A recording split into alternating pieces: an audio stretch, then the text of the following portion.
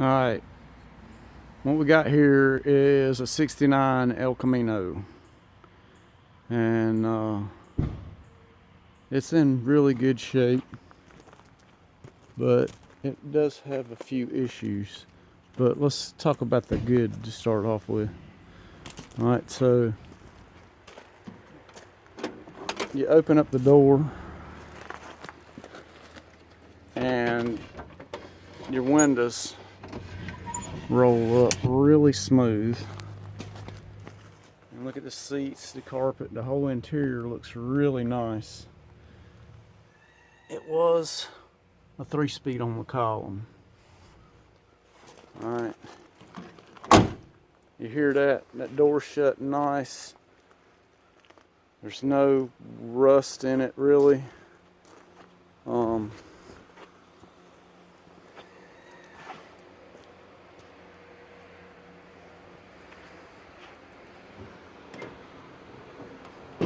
Tailgate opens nice.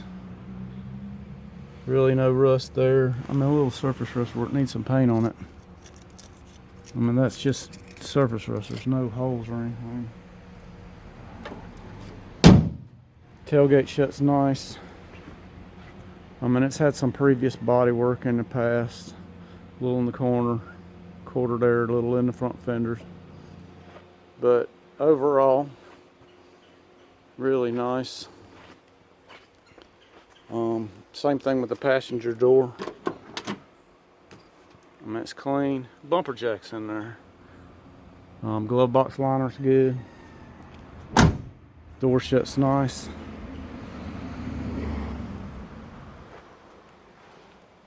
So, I mean, a little place in the bumper there. Not bad.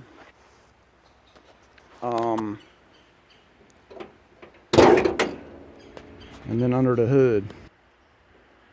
Under the hood, we have a 454 out of a RV. Don't know, that's original style power steering pump for a 69.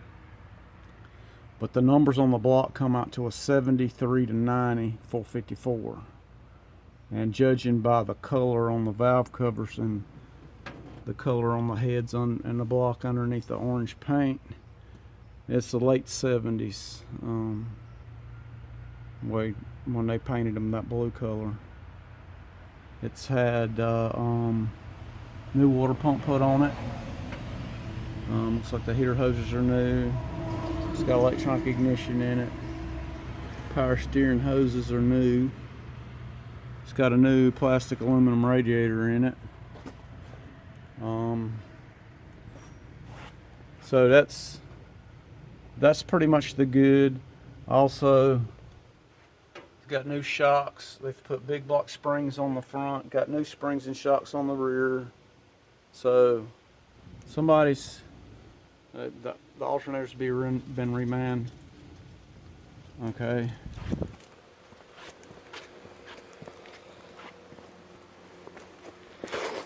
Up underneath, got a brand new gas tank, brand new exhaust. The transmission is clean. I mean, really clean, like cleaner than you would believe. I was told the motor come out of RV had 75,000 miles on it. I believe it, but it actually looks cleaner than that. They've ran new hard transmission cooling lines all the way to the radiator. So a lot of good stuff has been done, but it does have a few issues. And one of the first issues that I found, which I knew when I got it, a guy was having starter issues, and it looked like they put a brand new starter on a bad flywheel. So it's jacked up because I'm getting ready to pull the transmission. I've got a new flywheel, or flex plate is what they're called on an automatic, and a new starter. So we're gonna put that on there. But I was noticing when I jacked the truck up, car, truck, whatever you want to call it, It got these late 70s, early 80s Corvette wheels on it.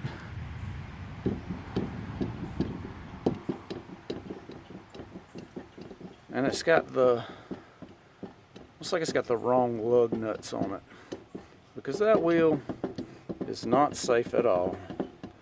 I'm almost glad that this truck wouldn't crank, because it could have came off on the test drive. So we're going to fix that.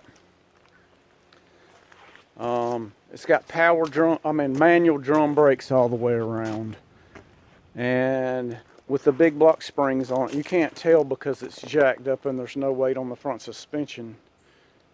The weight is on the rear, so that's how it sits. In the front, it's set about 3 inches too high, and so we've got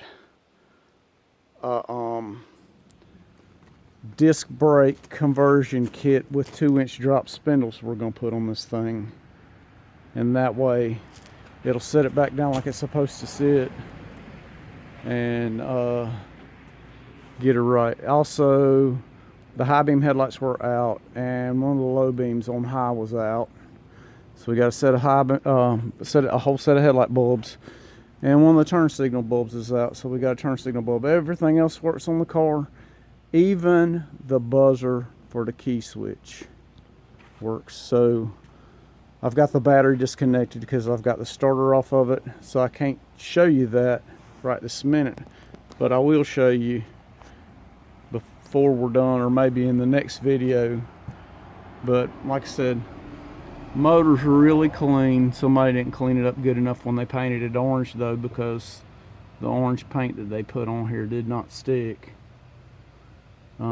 Looks like the upper and lower radiator hoses were new when they did the engine swap, and they put a chrome dipstick in there in the transmission, probably because with this coming out of our RV, it probably had the long dipstick that come all the way to the front of the motor here.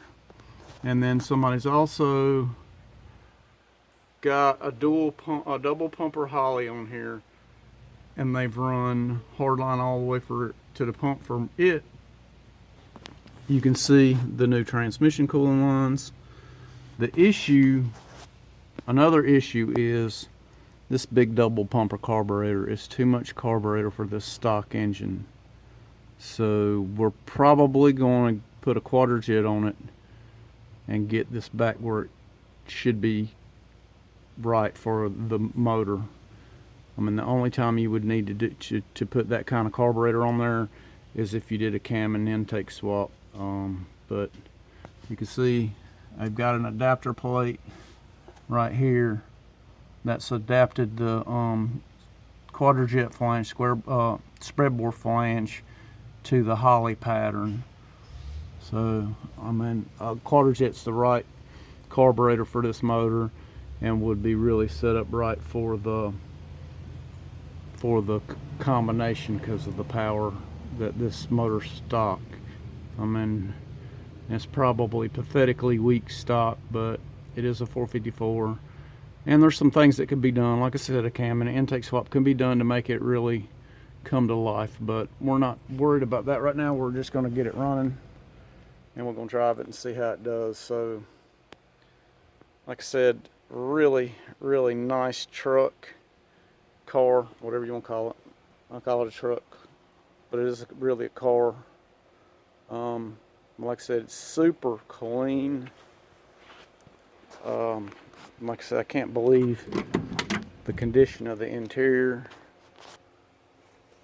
Door panels. The dash has got a couple cracks in it. Look at that headliner. Don't know if it's factory, but it sure looks nice. Like I said, factory bumper jack. The seat belts are clean. Really nice looking vehicle here. So even got the factory AM radio still in it. Like I said, it was a 3-speed on the column. Clutch pedals are still in here. They've put this B&M shifter in here for the Turbo 400 that's in here now. If it stays in its current combination, I've got an automatic steering column I'll put in here because I don't care for that floor shift. But we'll take that as it goes. But here you go. We're gonna do the flywheel, and then we'll show you about the drop spindles in another video. So that's what we got, and we're getting to work.